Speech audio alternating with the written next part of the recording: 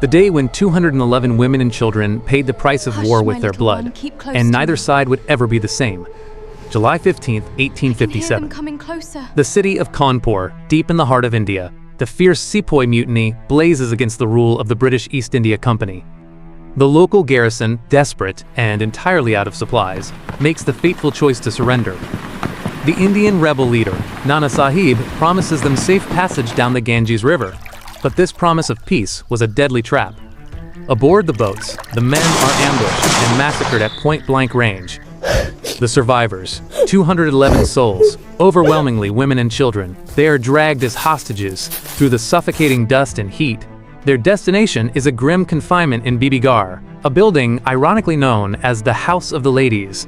Inside, the conditions are utterly inhumane, ruled by terror, unrelenting thirst, and disease. Meanwhile, a British rescue force advances ruthlessly toward the city.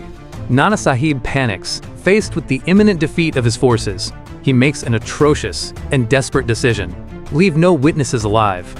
He orders his Sepoy soldiers to execute the hostages immediately. But upon seeing the faces of the women and children, the soldiers refuse. Defying direct orders, they fire their rifles into the wooden ceiling. Frustrated and enraged by their disobedience, Nana Sahib resorts to extreme cruelty.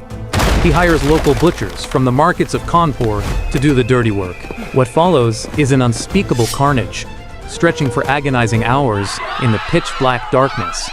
Bone-chilling screams echo as blood floods the cold stone floors. The next morning, the executioners morbidly clean the scene. The mangled bodies, some still clinging to life, are mercilessly thrown into a dry well. Days later, the British Rescue Army finally breaches the courtyard of Bibi-Ghar. They find no survivors, only blood-stained walls and torn children's clothing. The discovery of the well, overflowing with corpses, horrifies and breaks the battle-hardened veterans. Their grief instantly morphs into a blind, uncontrollable fury. The British Empire would use this massacre as the perfect justification, unleashing one of the most brutal and bloodiest colonial crackdowns in history, proving that in war, innocence is always the very first casualty. What are your thoughts on this? Let us know in the comments. If history moves you as much as it moves us, subscribe to The Day Changed Everything so you never miss an event that shaped our world.